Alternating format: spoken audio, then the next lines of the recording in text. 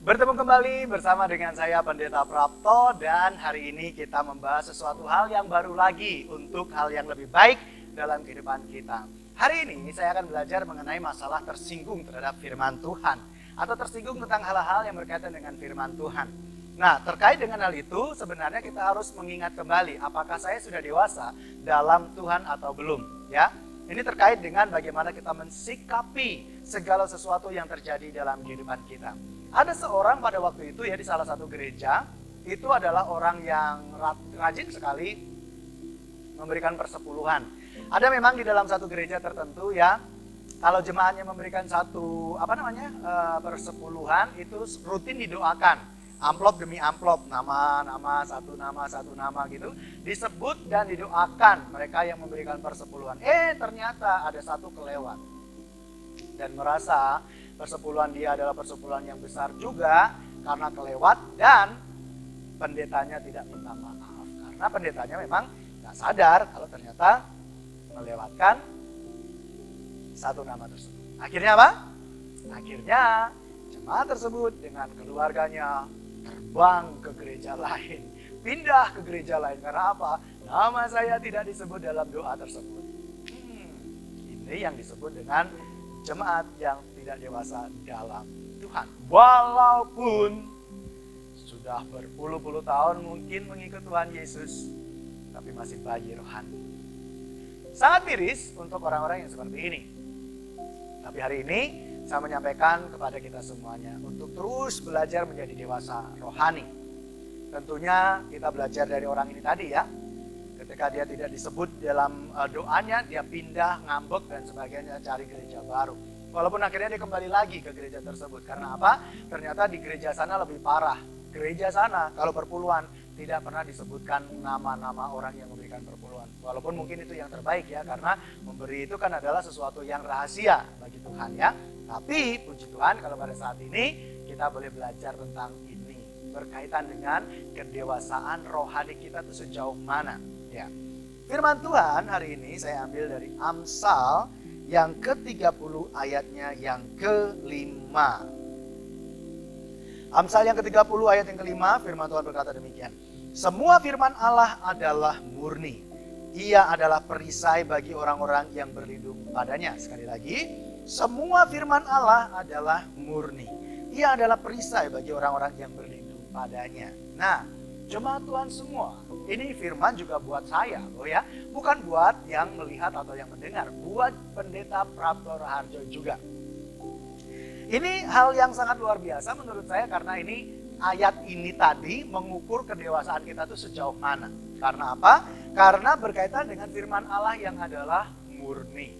Kenapa saya menekankan hal ini? Firman Allah itu murni. Nah, biasanya Bapak Ibu Saudara semuanya, ketidakdewasaan iman, ketidakdewasaan kita di dalam Tuhan itu, ketika kita mendengar khotbah dari seseorang, mungkin khotbah A, B, dan C, lalu kemudian ketika berbicara mengenai kebenaran firman Tuhan yang disampaikan di atas mimbar, dan ternyata itu cocok banget dengan kehidupan kita, menegur kita yang sering marah-marah, menegur kita yang sering curang, menegur kita yang kita suka berbohong dan sebagainya.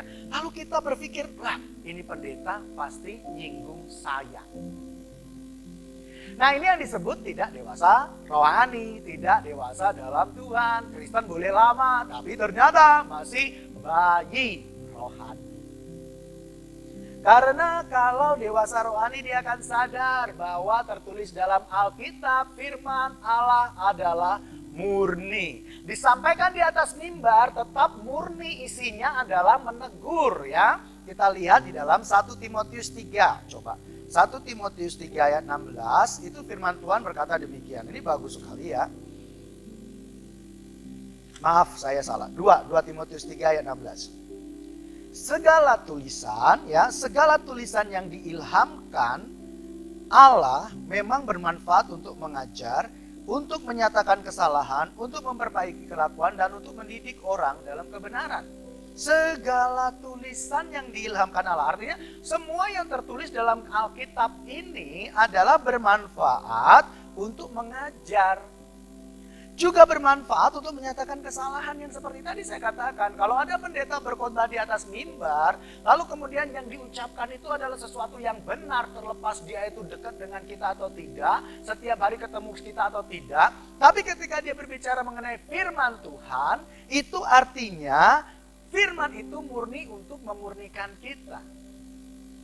Ya, jadi kalau kita mendengar firman Tuhan yang berkata bahwa kita nggak boleh marah-marah, kita nggak boleh menyinggung orang, kita nggak boleh curang, kita nggak boleh berbohong, lalu kemudian berkata, pendeta itu pasti nyinggung saya. Artinya kita melupakan firman Tuhan yang tertulis di dalam Amsal 30 ayat yang kelima tadi, yang berkata semua firman Allah adalah murni. Murni untuk apa? Untuk mengajar, untuk menegur, untuk mendidik dan sebagainya. Bahkan menyatakan kesalahan. Mungkin tidak ada orang yang tahu tentang keberdosaan kita. Tetapi ketika ada orang mengatakan sesuatu di atas mimbar dan itu benar, kita nggak boleh membenci pendeta tersebut. Kita tidak bisa berkata bahwa ini pendeta kurang ajar banget nih, nyindir saya. Atau mungkin Prapto sendirilah, saya sendiri yang menyampaikan firman Tuhan. Lalu kemudian apa yang Prapto sampaikan ternyata benar adanya bagi Bapak Ibu Saudara yang mendengar firman Tuhan. Lalu kemudian, firman ini Prapto pakai untuk nyerang saya. Nah, itu yang disebut tidak dewasa rohani. Sebab apa? Firman Tuhan itu murni.